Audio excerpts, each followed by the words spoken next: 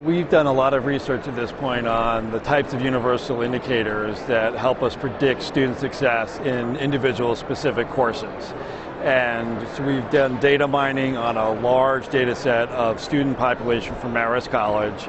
And from that, have distilled down to about 14 different predictive elements that we've used in our predictive model, which correlate to student success in an individual course. Some of the predictive elements in the model are not particularly shocking to people. So things like cumulative GPA, how well you've done in college so far, is highly predictive of your success moving forward. There's other learning management system data that we've looked at, and so things like gradebook data, a number of visits students have made to different sessions.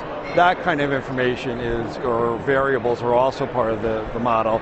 Some of those are less predictive than things like cumulative GPA, but again, all of them contribute to making an accurate prediction. It's interesting because we did find that some of the kind of static student aptitude and demographic data is more highly predictive of student success, so things like cumulative GPA or SAT scores, the data coming from the learning management system. But when we extract out the data from the learning management system and don't use it at all, what we lose is that kind of dynamic information about student effort in a specific course. You can imagine, let's say, a philosophy major taking a physics course, and maybe that's a course that's kind of a little bit out of their comfort zone academically.